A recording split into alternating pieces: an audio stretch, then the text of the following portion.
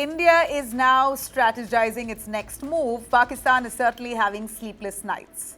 Pakistan's Information Minister, Attaullah has claimed that India could launch a military strike within the next 24 to 36 hours, calling it credible intelligence reports.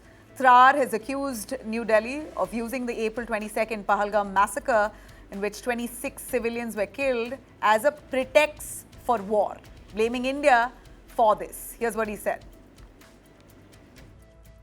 Pakistan has credible intelligence that India intends carrying out military action against Pakistan in the next 24 to 36 hours on the pretext of baseless and concocted allegations of involvement in the Pahalgam incident.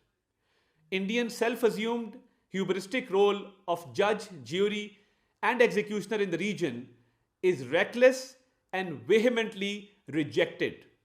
Pakistan has been the victim of terrorism itself and truly understands the pain of this scourge. We have always condemned terrorism in all its forms and manifestations anywhere in the world. Now, India, meanwhile, has maintained a tight-lipped diplomatic line itself on this entire issue, with the Ministry of External Affairs yet to respond officially to what Tarar has said, or India might just not. We're waiting to see what India's move would be, but Pakistan clearly at this point looking anxious. Prime Minister Narendra Modi has already set the tone. He's given the Indian forces the green signal to act as needed to eliminate terrorism. All trust reposed on the Indian army, saying that they can choose at their time and place and how to act. Pakistan's Defence Minister Khwaja Asif, meanwhile, adding fuel to the fire, saying the country was on high alert that Pakistan would consider its nuclear options only if its very survival was at stake.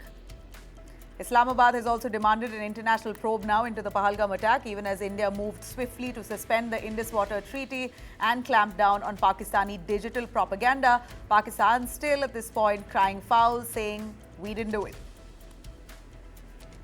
This tragedy has been happening once too often in our country. It must stop, but it cannot be stopped overnight. So slow by slow, and many steps would have to be taken by the government and our agencies to reduce the threat of these dangers.